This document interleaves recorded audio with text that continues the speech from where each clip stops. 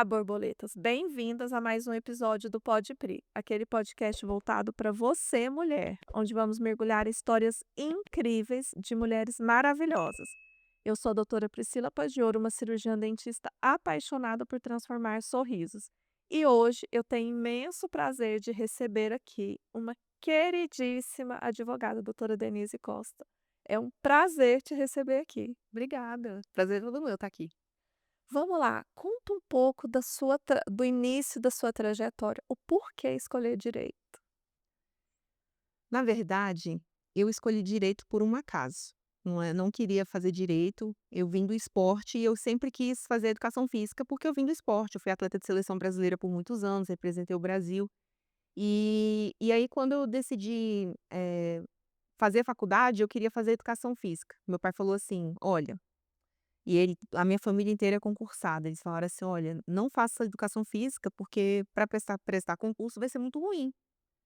E aí eu falei: "Não, mas eu quero fazer educação física e tal". Quando eu estava aposentando do esporte, o clube que eu representava à época, que era o Pinheiros, Esporte Clube Pinheiros de São Paulo, Hum. ele me ofereceu uma bolsa na faculdade. "Não, não para agora não, faz o seguinte, vou te dar uma bolsa na faculdade, qualquer faculdade que você quiser fazer".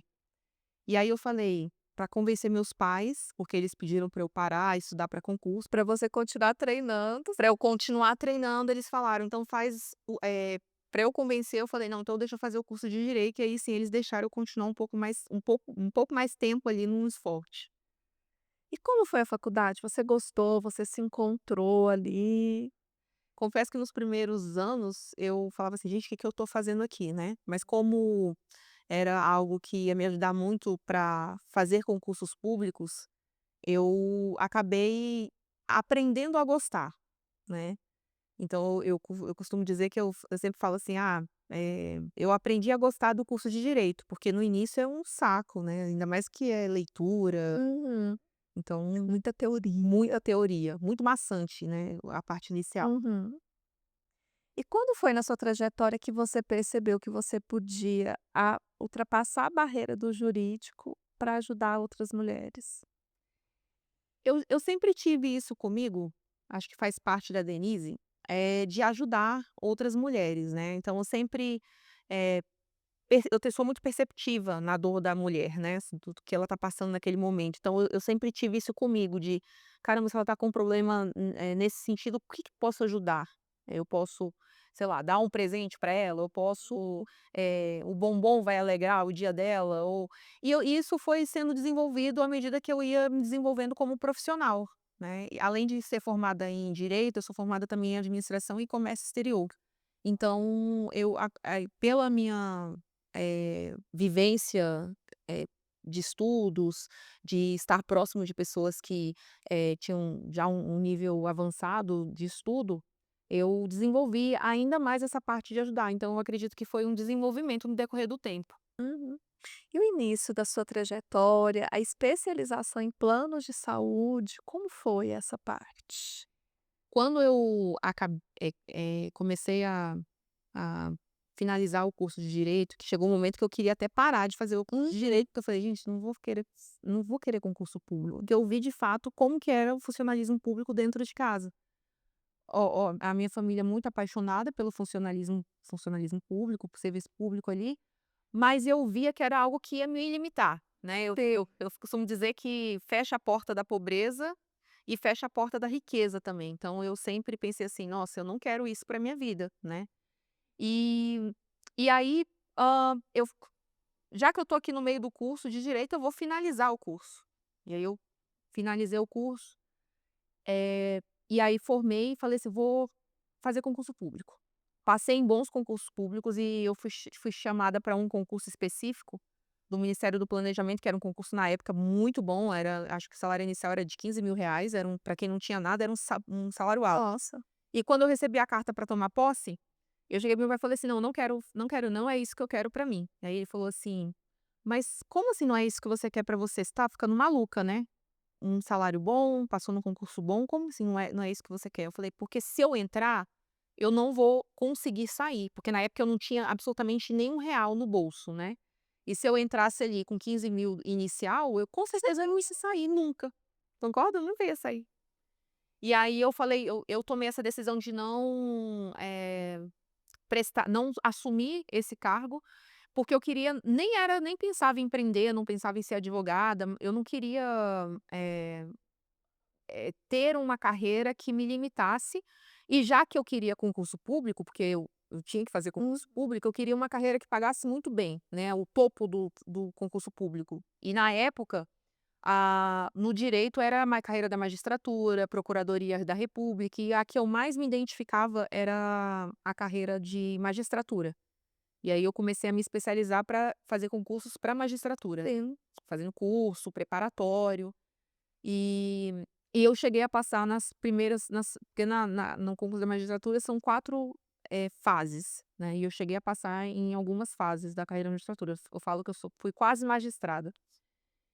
E aí nesse meio tempo aí, que eu estava fazendo concurso para magistratura, prestando concurso, uma amiga me procurou e falou assim: "Denise", ela é advogada da União, concursada também, a família também de procuradores, falou assim: "Olha, eu tô com um problema no plano de saúde da minha sogra e do meu pai. E eu queria ver com você, eu não sei, não vi nenhuma saída jurídica, eu sinceramente não vi, assim, uma possibilidade de ter êxito nessa ação, né, nessa possibilidade de ação. Mas eu queria ver que você gosta muito de contrato, você entende muito bem com propriedade de contrato", e realmente eu entendia, porque sempre estudei Sim. muito. E aí eu analisei o contrato dela, eu falei: "Eu tenho algumas saídas". Aí ela: "Mesmo?" Eu falei: "Mesmo". E aí ela me contratou, foi a minha primeira cliente de plano de saúde. E aí ela me contratou, conseguiu um êxito muito grande. Na época, o plano da mãe dela estava em R$ 9.000, da sogra dela estava em R$ 9.000, eu consegui reduzir para 2.000 e alguma coisa ali, perto de R$ 3.000. E ela teve uma restituição de mais de R$ 100.000, dos valores que pagou a mais. E aí ela falou: "Não, quero fazer do meu pai, agora eu quero fazer do meu tio, agora eu quero fazer", começou a surgir clientes dali. E aí chegou um momento que eu falei assim: "Bom, então eu sou boa mesmo nessa Sim. área de planos de saúde". E essa foi uma das primeiras atuações dentro da área de planos de saúde, que é a ação de reajuste, né, que eu me especializei mesmo na ação de reajuste. E aí, com a chegada dessas pessoas, sabendo que eu era especialista em planos de saúde, que eu resolvia problemas com planos de saúde, acabaram que chegou muita gente de negativa de tratamento, que planos que negou tratamento, internação domiciliar, tratamentos para cirurgia, tratamentos oncológicos. E aí acabou que eu entrei na área de planos de saúde. Eu falo que eu estava no lugar certo. Foi sorte, assim, eu estava bem no lugar certo, vi que era uma área bem rentável, vi que era uma área que não me fecharia a porta da riqueza, Sim. e não seria mais pobre ali, né, sem dinheiro nenhum. E aí eu aproveitei a oportunidade e entrei e me especializei cada vez mais, fiquei mais, estudiosa, acadêmica da área de planos de saúde. Então eu entrei, assim, por acaso, na área de planos de saúde. E teve algum momento nessa trajetória que te fez perceber que você conseguiria, apoiar as mulheres em geral e não só suas clientes, ou outras advogadas? Sim, eu percebo que a mulher, ela tem e eu falo isso, me colocando no lugar, né, das mulheres, assim, tem uma dificuldade de se inserirem no mercado de trabalho. Eu falo até para as minhas alunas, né, eu falo assim: "A gente já entra no mercado de trabalho meio perdendo", porque hoje em dia o ambiente, principalmente da área jurídica, é muito machista, né. Se tem ali uma reunião que se você é a única mulher dali, provavelmente você vai ser a que menos vai falar. Então você precisa se destacar de alguma forma ali. E quando eu identifico uma mulher que às vezes passa por problemas, a mulher ela consegue carregar muita coisa dentro de si, que às vezes ela não consegue tratar e nem quer tratar. Sim. Né, emocional, problemas de relacionamento, problemas às vezes com o físico, problemas de não se sentir capaz de fato de estar ali diante de sendo referência em alguma área. Então a mulher ela consegue maquiar muito bem os problemas internos, né. Então eu acredito que a minha percepção de identificar facilmente esse problema faz com que eu consiga ajudar muitas mulheres. E eu trago isso para minha advocacia, e eu trago isso para os meus alunos, e eu trago isso para os meus programas de mentoria que eu tenho para mulheres, né, que querem alcançar um outro nível de sucesso profissional. E hoje é até interessante, porque hoje, o sucesso profissional está muito atrelado "Poxa, então você vai largar seu filho, sua filha para você ganhar dinheiro", ou "Ah, você vai largar seu marido, sua família, porque você vai ter que ganhar dinheiro". Não, o sucesso profissional não é só sobre dinheiro, é sobre você se realizar de fato. E aí, por meio de você se realizar, você consegue conquistar o que você quiser conquistar. Então seja da área: "Ah, eu quero estar com o corpo X", ou "Eu quero estar com aquilo ali, eu quero comprar aquilo ali, eu quero levar minha filha para fazer na melhor escola de inglês do Sim. Brasil, eu quero que ela faça intercâmbio". O dinheiro vai te proporcionar isso. Então, até nisso a sociedade ela tenta colocar na nossa cabeça como mulher, de que a gente tem que se limitar, né, de alguma forma a gente tem que se limitar. E isso é totalmente, algo totalmente errado, nessa questão. É, completamente. E aí, nisso, você conecta toda a sua expertise da área jurídica, lidando com o empoderamento feminino. Empoderamento feminino. E não só da questão jurídica também, né, eu fui atleta de seleção brasileira por muitos anos, e o fato de ter sido atleta de alto rendimento, me fez, aprender a lidar com diversas situações em diversos ambientes. Então, Sim. de ambientes de pressão, ambientes de tomada de decisão, sendo pressionada, ambientes que muitas vezes você vai no seu fundo do poço ali de inteligência emocional, e que você precisa ter inteligência emocional, de rejeição, e ainda mais que eu jogava, polo aquático e fui nadadora também, ou seja, um esporte individual e um esporte coletivo, então me proporcionou a ter vivência tanto na solidão, ali só eu e a minhas performance individual, como também, viver ali no coletivo, com muitas vezes com pessoas que queriam te passar para trás, pessoas que não estavam ali, que estavam ali querendo te prejudicar, ou pessoas que, eh, que você queria estar também em conjunto ali, só que era uma vaga. Então assim, eu fui submetida durante todos esses anos em ambientes que me fizeram com que eu fosse forte, né, eu tinha que ser forte, porque se eu quisesse sobreviver. E com isso isso também me ajudou muito a ajudar mais mulheres, né, toda essa minha vivência esportiva, não só acadêmica. Uhum. E existe alguma história que você lembre de uma mulher que você conseguiu, te marcou, que você conseguiu ajudar ela? Eu lembro especificamente de uma aluna que eu tive, que eu tenho na verdade, ela entrou no meu método, né, ela é advogada também, e ela é uma pessoa que é super inteligente, é bonita, tinha todas as características, assim, de ser assim, a pessoa que mais feliz do mundo, assim. E aí eu conversando com ela, identifiquei que existia alguma tristeza nela, assim, eu senti uma tristeza nela, eu conversando, aprofundando, perguntando, me importando com a vida dela, eu vi que ela tinha algo, relacionado à família, né. Aí ela me contou, e ela contou que ela estava num relacionamento super abusivo, de namorado, não era nem marido, era namorado, e ela não conseguia sair, ela estava há mais de 10 anos com o namorado, e o namorado não podia casar em casamento, e ela queria casar, queria ter família, e ela falava para o namorado que aquela situação para ela estava boa. E aí, durante essa caminhada que ela iniciou comigo, eu fui trabalhando nela a questão dela se fortalecer Sim.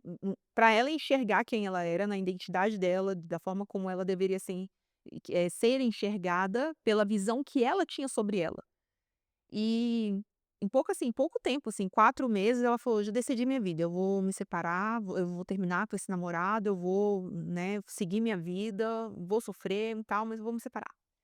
E aí ela se separou, e interessante porque, eh, apesar dela ser uma pessoa super inteligente e tudo, isso colocava uma barreira para ela crescer profissionalmente.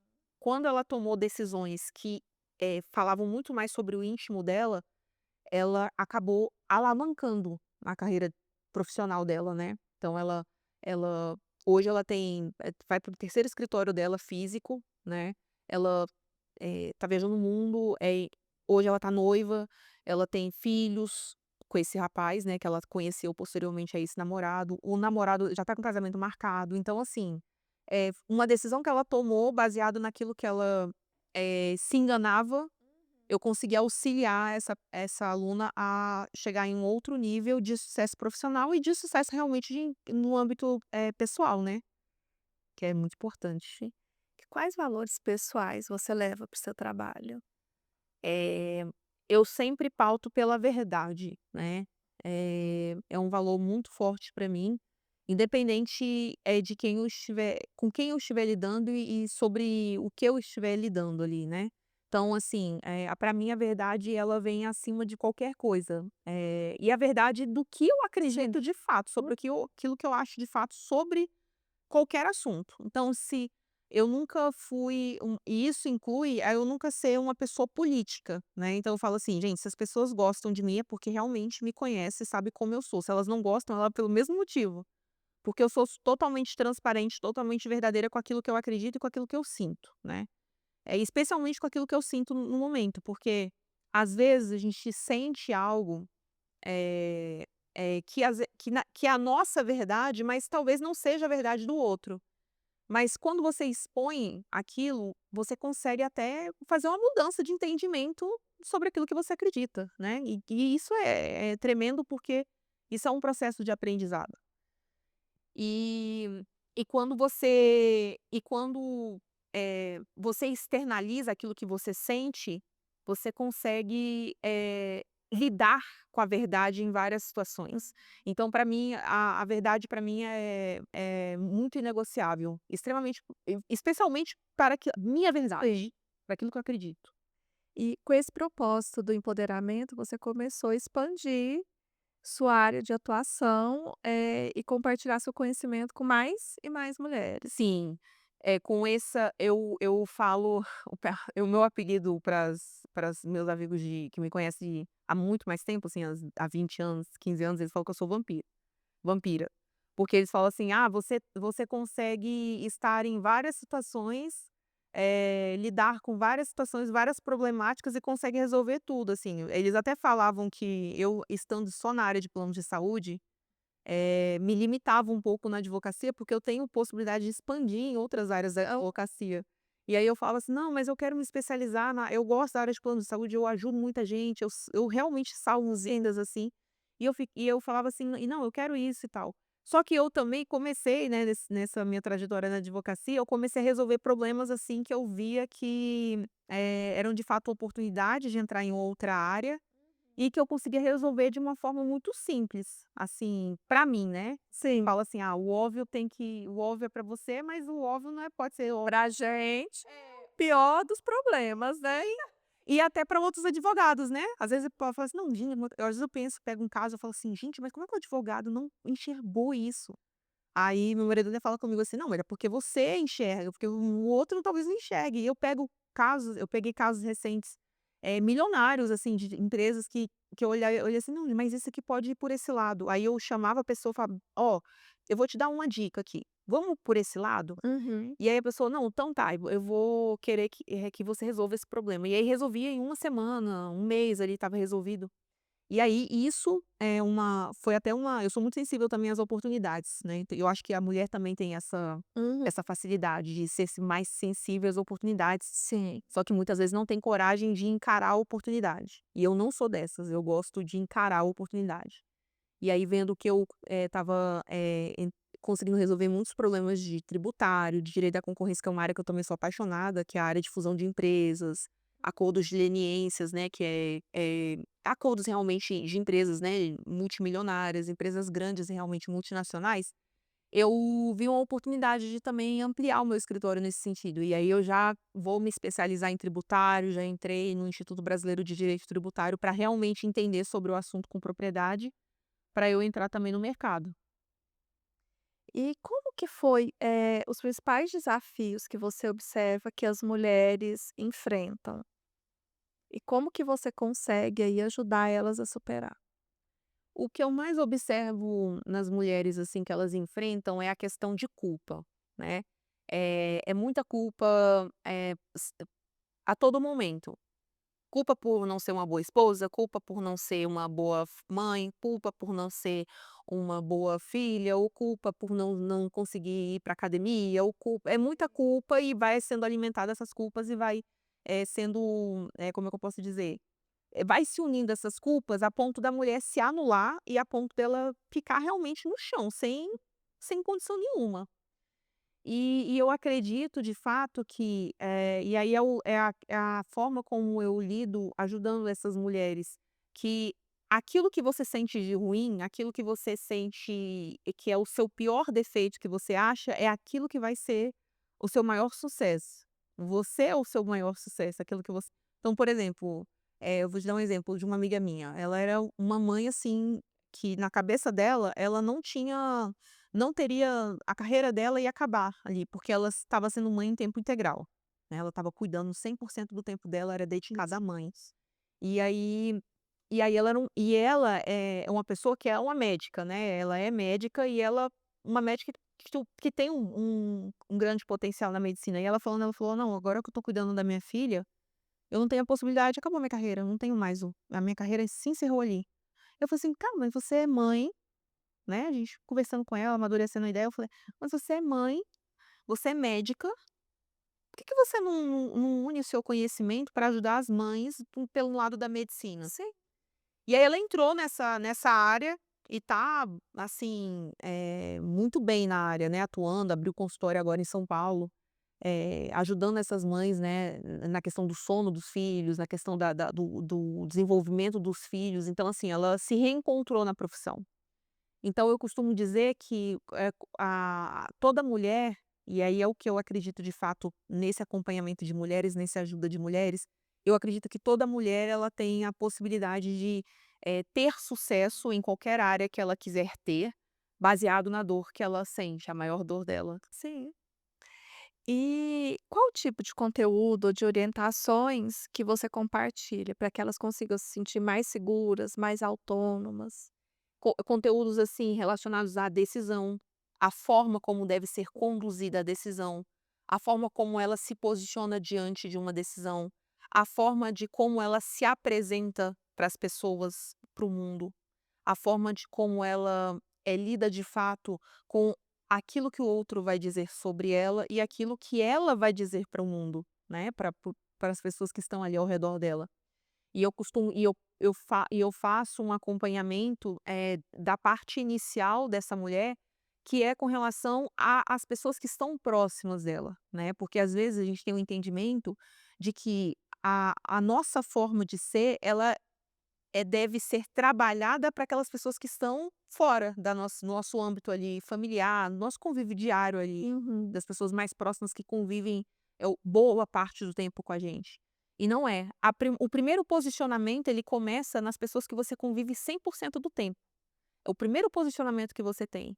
Porque muitas vezes você se posiciona de uma maneira que não é correta, né, assim, do ponto de vista de você realmente acreditar no que é possível você alcançar sucesso em todas as áreas. Você se posiciona de uma maneira lá fora, assim, mas dentro de casa você não se sente assim. Às vezes você se sente maltratada pelo marido, às vezes você se sente, eh infeliz com alguma situação, com o corpo ou com, sei lá, com a maquiagem, com o cabelo, com a Sim. percepção, qualquer outra coisa. Só que em vez de você trabalhar isso dentro do ambiente que você se encontra, você quer transparecer para o ambiente externo. E a primeira coisa que tem que se fazer é trabalhar, nesse ambiente interno. Então, o que que eu faço inicialmente? Eu faço toda essa análise, de identificação, eu falo, análise de identificação que passa por esse pilar inicial, que é o pilar dessa mulher que está inserida ali na situação daquele momento que ela está e aonde ela quer chegar, e aí eu faço toda uma construção para se chegar onde ela quer chegar. E isso inclui desde de trabalhar, o emocional da mulher, a forma como ela se enxerga, a forma como os outros enxergam essa mulher e a forma como que ela quer ser enxergada lá na frente. E aí, à medida que a gente vai trabalhando, aí vai avançando, ela é inserida, faço um trabalho para ela se inserir no mercado e para as pessoas inserirem no mercado também. Então é um trabalho que eu falo que é um trabalho, completo, Completo, né. né.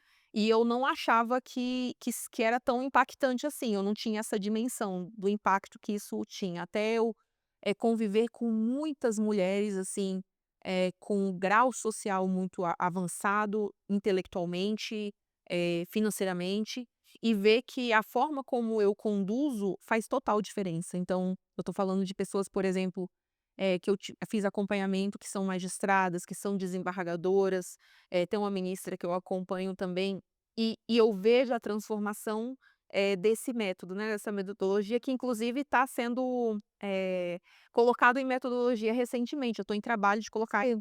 tudo isso que eu estou te falando, eu estou falando aqui para vocês, eu estou colocando em uma metodologia, Metodologia. realmente, porque faz muita diferença e muito resultado, dá muito resultado. E nós amamos ouvir stories. E você já deve ter tido, assim, vários feedbacks super positivos das mulheres que você ajudou, está ajudando nessa jornada. Tem algum desses feedbacks, desses retornos que te marcou ali profundamente, que te emocionou mais? Eu tenho vários relatos, assim, que me marcou, me fez, assim, ficar bastante impactada, né, emocionalmente inclusive, mas o que mais me marcou foi uma pessoa que ela tentou se matar, até me emociono porque, a mãe dela eu nem sabia que ela queria se matar e tudo, e ela me encontrou, assim, aleatória, eu não sabia como que ela tinha possibilidade, assim, de ter me encontrado ali. E aí a gente conversando, aí ela se aproximou, a gente, né, teve uma relação de amizade muito forte. E aí chegou um momento que ela falou assim: "Nossa, eu tô muito bem". Ela conseguiu emprego, ela conseguiu, alcançar várias coisas na Hum. vida dela. E pra mim era aquilo ali, é uma coisa assim, simples, como se fosse qualquer outra pessoa. E depois, no meu aniversário foi no ano de 2024, sem ano Ano passado. passado. A mãe dela mandou uma carta da ela mandou uma carta, assim, e a carta dizia assim: "Nossa, você salvou minha filha, assim, porque minha filha, ela já fez vários tratamentos, ela já tentou se matar várias vezes". Ela disse que no quarto da filha dela tinha uma grade, era tudo feito de grade no quarto dela, porque eles saíam e ela só ficava no quarto. E a filha dela começou a sair, começou ela até achava estranho, porque a filha dela saía Sim. comigo assim: "Ah, eu vou tomar café com a Denise. Ah, eu vou tomar não sei o quê. Não, a Denise vai me encontrar agora. A Denise vai, vem aqui em casa, a gente vai andar de bicicleta aqui em casa, não sei o quê". E aí, depois a mulher ela mandou uma carta, eu fui ler a carta, eu falei: "Caraca, eu não estava passando por isso, eu nem sabia". Porque ela não me deixou entrar, porque eu também só entro à medida que a pessoa realmente Permite, né? permite. E aí ela falou assim: "Nossa, a minha filha, ela vivia com antidepressivo, ela não saía do quarto, tinha as grades, a gente colocava porque como ela não saía do quarto, a gente tinha que viver, tinha que trabalhar, a gente não tinha como deixá-la sozinha no quarto com as grades, porque ela já tentou várias vezes pular do apartamento. Ela chegou já a pular e se quebrou toda, ficou um tempão na cadeira de rodas". Ela relatando aquilo ali, parecia assim, um filme realmente, você se sentia num filme. Eu: "Caramba, eu não sabia de nada disso". E hoje é uma pessoa, assim, que se você for falar assim: "Cara, essa pessoa é aquela que aconteceu isso, isso na vida", eu falo assim: "Nossa, não é possível, tá mentindo, não é". E realmente eu fiquei muito impactada com esse relato da mãe dela. E aí depois eu fui perguntar pra ela, ela falou assim: "Ah, eu nem gosto de lembrar do meu passado". Olha. Eu nem le ela não é interessante falar sobre isso, porque apesar da mãe dela ter escrito uma carta com riqueza de detalhes, Exa eu perguntava pra ela: "Mas no dia tal, como que você teve coragem de fazer isso, né?". Tem um relato da carta dela que ela fala que ela cortou com estilete o pulso, e o quarto estava tão ensanguentado, e ela pegou o estilete e colocou na garganta. E ela falou assim: "Denise, eu não sei como que ela, sobreviveu, porque, assim, eu nunca vi tanto sangue na minha vida". E aí eu perguntando pra ela, eu falei: Aham. "Como é que você, eh" você morreu praticamente ali, sua mãe me contou, como é que você aí ela falou assim: "Denise, eu não lembro", apagou a memória dela, ela não tinha lembrança. Porque geralmente quando a gente lembra de alguma coisa que marcou muito, triste ou alguma coisa, seja para o lado triste ou para o lado alegre, você consegue lembrar da sensação ou pelo menos a perceber que, né. Sim. Ela não lembrava, "Denise, eu lembro, mas eu não lembro". Interessante, né? Gente. Interessante. Contando que eu tive essa identificação, interessante, ela não lembrava do que ela estava contando, assim, parecia que eu estava falando de outra pessoa, Boa. ao tamanho que ela saiu fortalecida e conseguiu mudar de vida. Então eu acho que essa foi a pessoa que mais me marcou. Tem mulheres que marcam, mas marcam, se torna algo tão comum, Hum, as dores que as mulheres passam, que acaba se tornando, algo realmente corriqueiro, apesar de cada mulher ter uma particularidade, sim. mas acaba se tornando muito comum a dor, é a mesma dor, dor de família, dor de não ser mãe, dor da rejeição. A dor da rejeição para mim é a dor, assim, mais fortes na Sim. mulher, que é a dor da rejeição. Às vezes, ela já foi rejeitada pelos pais, às vezes ela já foi tem uma pessoa também que me marcou também, que ela não falava com o pai há mais de 30 anos, assim. Não falava com o pai, não manda com os pais, né, não mandava mensagem, não Sim. falava nada, como se tivesse morrido. E aí a gente conversando, fazendo um trabalho, ela sem me falar, e eu nunca faço: "Você tem que fazer". Eu sempre, trabalho numa linha da pessoa realmente ela entender o que ela precisa fazer. Eu não falo: "Você tem que falar com seu pai, você tem que fazer isso fácil com seu pai, que isso está te prejudicando no trabalho, isso está te prejudicando de você conseguir uma família bacana". Não, não falo sobre isso. E aí interessante que depois que a gente fez esse trabalho, ela falou assim, "Você não sabe o que que eu fiz hoje?". Aí eu falei: "O quê?". "Fui atrás dos meus pais". Aí eu: "Foi? Que nossa, me conta". Ela: "Não, fui e a minha mãe chorou e não sei o quê", começou a contar.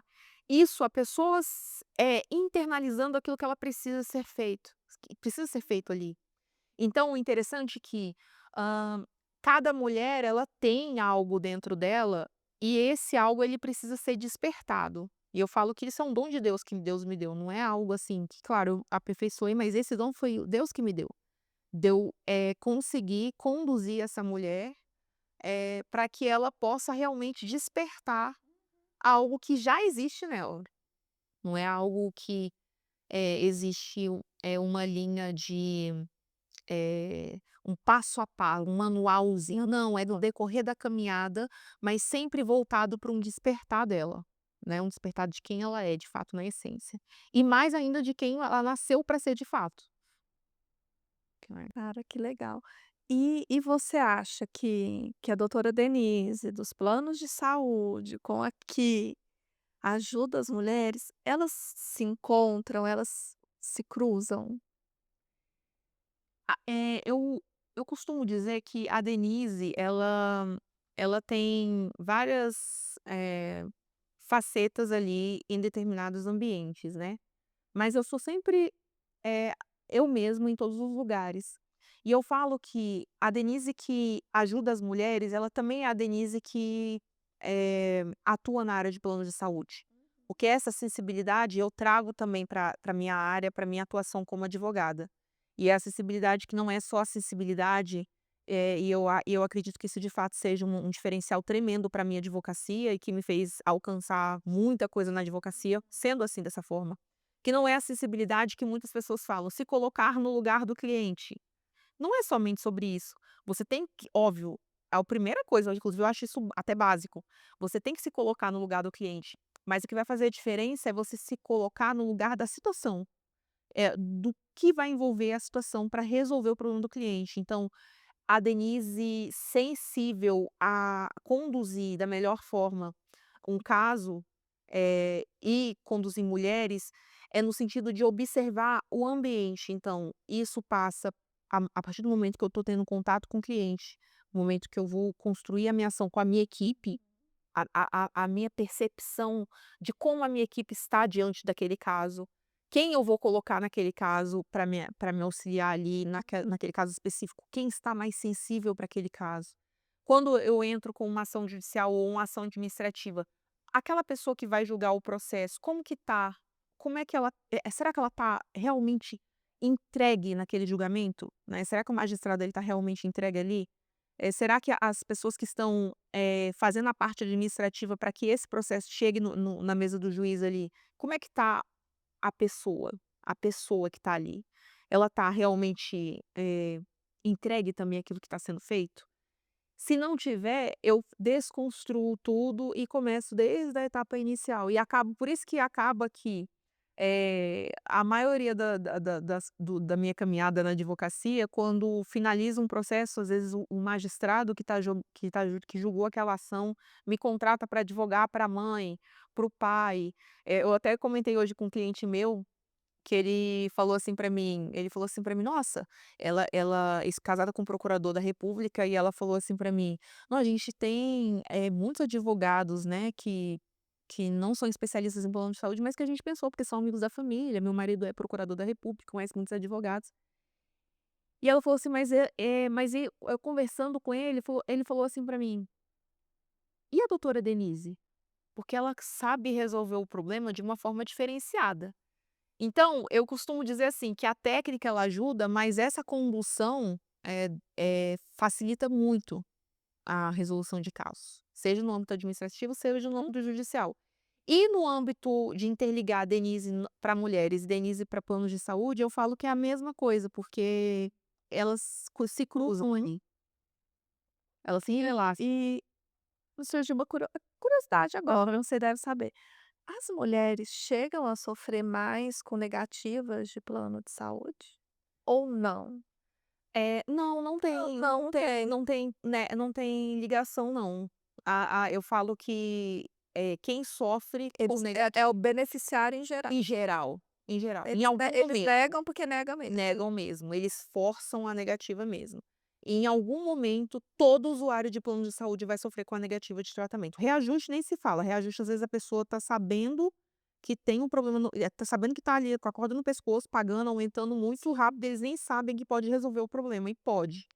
Então, Mas esse poder resolver problema de reajuste, o beneficiário ele não sofre nenhuma retaliação? retaliação do Não. plano. Porque eu aplico o método CPS integrativo, que é o meu método que eu construí. Por isso que hoje lá no meu escritório, o que eu mais atendo são advogados. Advogados, às vezes, que têm uma área de plano de saúde e quer que eu passe todos os processos pela minha correção, pela correção do meu escritório, da minha equipe, e advogados que muitas vezes se aventuram na área de plano de saúde e aí acabam, prejudicando o cliente em vez de auxiliar. Quando eu tenho um método chamado CPS integrativo, que é exatamente esse olhar de uma maneira muito mais integrativa para qualquer problema de plano de saúde, quando isso é aplicado na prática, o usuário não tem nenhuma retaliação. Então, tanto o meu escritório, como também escritório dos meus alunos, e escritório, de pessoas que passaram pelo método CPS integrativo, não tem qualquer retaliação com o usuário. Porque às vezes as pessoas ficam pensando Ficam assim: ficam com "É, medo, se né, entrar "Nossa, eu vou sobre meu entrar por meu causa plano, vai expulsar", vai me muito pelo expulsar contrário. daqui".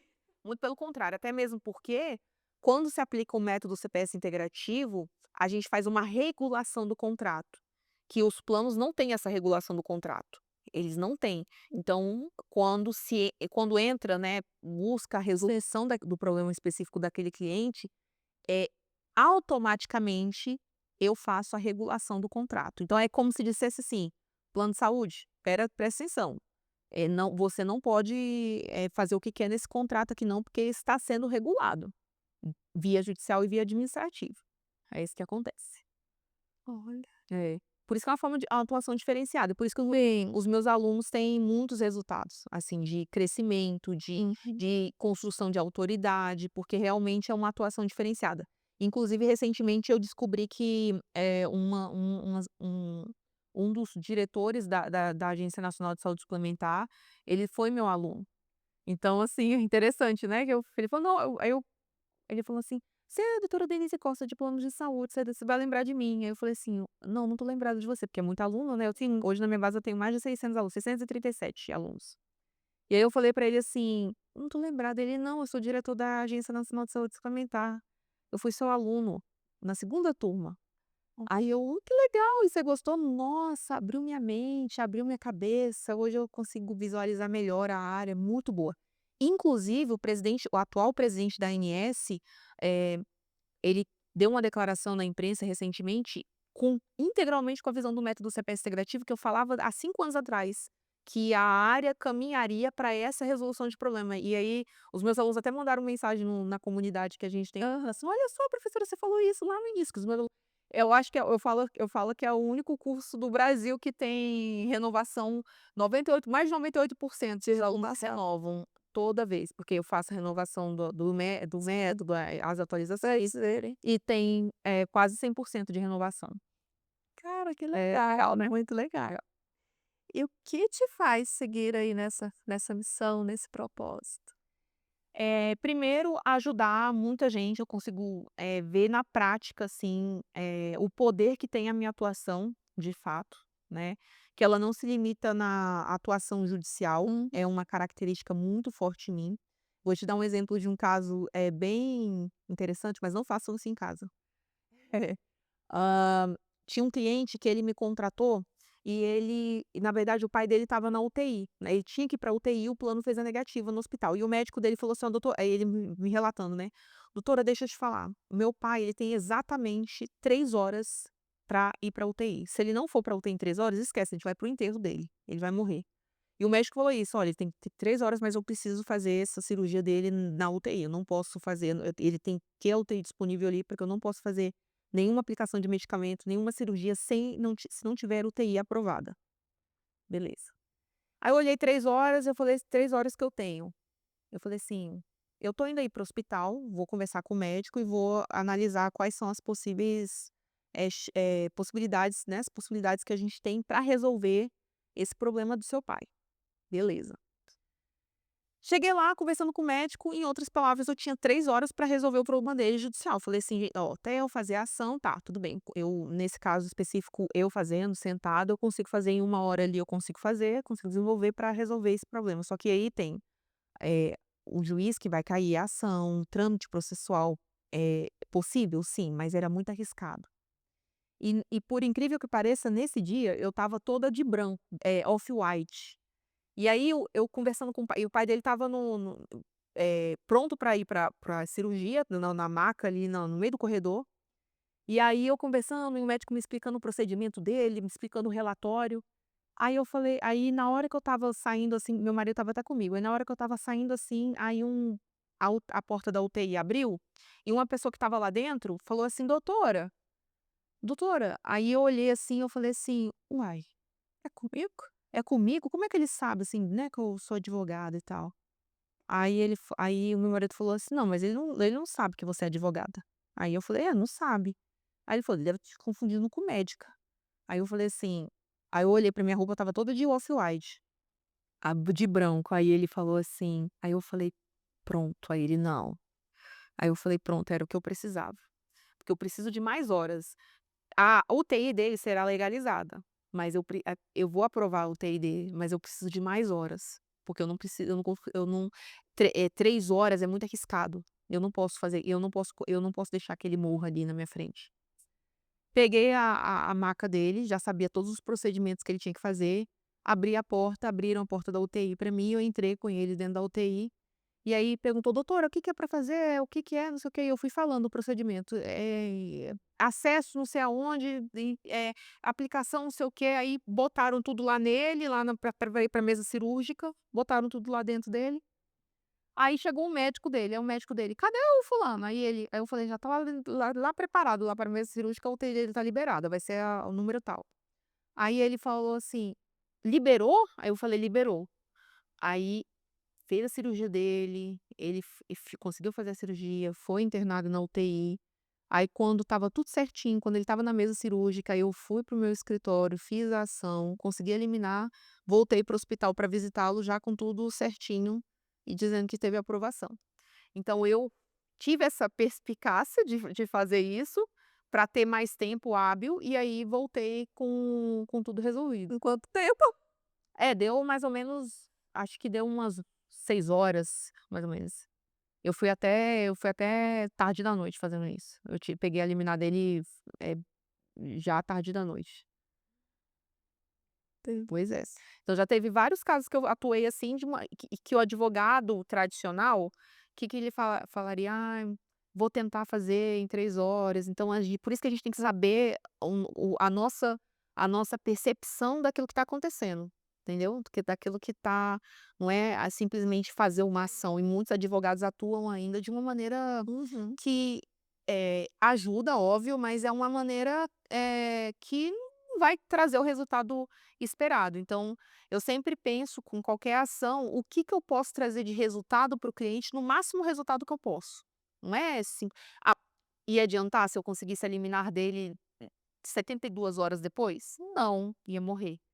Então, assim, então eu sou assim na vida, na advocacia, na vida. E teve um outro caso que o cliente chegou para mim e falou assim, um juiz conversando, eu explicando para o juiz o caso, também de tratamento de doença grave, e aí ele falou para mim assim: "Ó, doutora, mas deixa eu te falar uma coisa, ele tá em metástase. Por que que eu vou fazer o plano de saúde pagar 1 milhão no tratamento dele, se ele vai morrer amanhã ou depois, daqui um mês?" Aí eu falei pra ele assim, aí eu olhei aquilo ali, eu fiquei com tanta tristeza de ver ele falando sobre isso, aí eu falei assim: "Não, excelência, se ele tiver 1 minuto de vida, eu vou brigar pelo 1 minuto de vida dele." Aí ele falou assim: "Não, eu vou ser bem sincero, eu não vou fazer o plano de saúde pagar um tratamento, sendo que vai morrer daqui a pouquinho, daqui 1 mês ou 2 meses no máximo." Aí eu falei: "Então tá bom, excelência, você pode negar então, por favor?" Aí ele: "A decisão vai estar aí daqui a pouquinho." Foi o tempo de eu desligar a chamada de vídeo, minha mãe estava até comigo, que eu ia sair com ela, era sexta-feira, eu lembro até hoje. Desligar a chamada de vídeo, 30 segundos depois estava a decisão lá: "Indefiro, não sei o quê, nã-nã-nã." Eu: "Cara, ele indeferiu mesmo." Aí ele indeferiu, eu recorri, conversei com o desembargador, expliquei toda a situação. E aí isso foi também tarde da noite, minha mãe lá me acompanhando, que minha mãe foi me buscar pra gente lanchar, que era sexta-feira, né, e ela: "Vou passar aí no seu escritório, vamos fazer isso aí."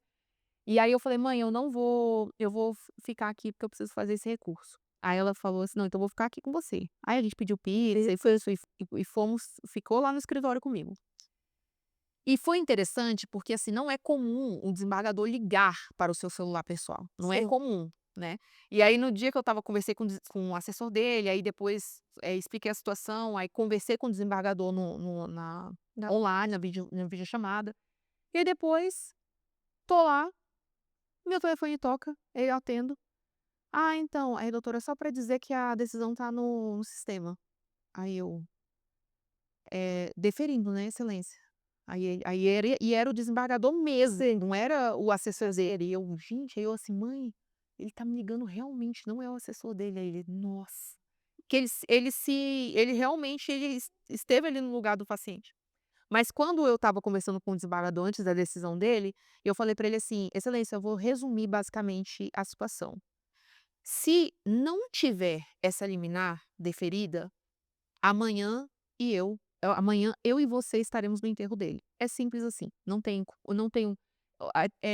a documentação tá na página tal, tá muito bem fundamentada, tá escrito ali." Aí ele perguntando, e eu sei de tudo, todas as ações, se fizer alguma pergunta eu sei, tá na página tal, tá não sei o quê, abre ali, tá não sei o quê, eu sei de absolutamente tudo do processo. E isso é um diferencial também, que a maioria dos advogados hoje estão tudo fazendo modelo, inteligência artificial, faz tudo E aí na hora que automático. pergunta, vai lá procurar. Exatamente, é triste. Quando você vai em sustentação oral do tribunal, você fica assim: "Gente, o advogado tá lendo o negócio ali." E aí ele falou assim: "Entendi, eu entendi." Aí quando eu vi o deferimento da liminar, a primeira coisa que a minha mãe: "Você vai lá no hospital agora correndo entregar o negócio, né, vamos lá logo pra não", porque minha mãe entra também nessa, Sim. né. E aí eu falei assim: "Não, ainda não, eu vou lá, só me dê 5 minutinhos." Aí, fiz a chamada de vídeo com um magistrado, de novo, pedi para falar com ele, fiz a chamada de vídeo com ele e falei assim: eu entrei com recurso da sua decisão e ela foi modificada. O tribunal modificou, o desembargador modificou a sua decisão. E é só para dizer para o senhor que, a pessoa pode ter 1 segundo de vida, mas que vale a pena brigar pelo 1 segundo de vida dessa pessoa." Aí ele ficou todo assim com a cara, Não gostou. não gostou, mas deu certo. E aí eu fui cumprir, aí fez a cirurgia, enfim. Mas são coisas que a advocacia, que eu na forma como eu atuo, que faz diferença, e isso é algo meu, assim, sabe. Não é Da sua é da essência. minha essência, exatamente, da minha essência. Então, Nossa, que maravilha. E agora, Denise, eu queria que você deixasse uma mensagem final para as nossas borboletas, uma mensagem inspiradora, uma mensagem de coragem, de estímulo, tá? Bom, queria dizer que, se você pode sonhar, você pode realizar e que para isso você precisa decidir, né. Às vezes a gente pensa assim: "Ah, não vou decidir, não vou, isso aí para mim é difícil demais ou é alto demais para se alcançar", e não é. Se você decidir e se você seguir e se você e se você souber de fato que existe algo dentro de você que ainda não foi despertado, trabalhe para você conseguir alcançar isso, que vale a pena e você vai conquistar coisas que você nem pensava em conquistar. E se você quiser, né, tiver aí, pode contar comigo no que para o que você precisar. E onde nós te achamos? Vocês podem me achar na minha rede social, no meu Instagram, @Denise Costa Advogada. Eu estou lá na rede social. E no meu escritório. Denise, te agradeço imensamente ter vindo aqui, ter contado um pouco da sua formação, da sua trajetória e o quão você se dedica para atender seus clientes perante os planos de saúde e ajudar as mulheres aí de forma tão brilhante, tão maravilhosa. Ah, Te agradeço eu mesmo, que agradeço o convite. foi muito bom. Foi muito bom. E borboletas, chegamos ao final desse episódio maravilhoso. Você viu quanta história boa, quanta coisa boa uma advogada que se propõe a lutar pelas mulheres, a estar ali lado a lado com elas pode fazer? É uma história, assim, sensacional. Eu amei demais. Eu espero vocês no próximo episódio. Mas olha aí, já estava até esquecendo de falar. Dá uma passadinha lá no meu Instagram, @DRA Priscila Pajoro, com várias dicas de saúde bucal para vocês estarem sorrindo sempre lindas e maravilhosas. Até o próximo episódio.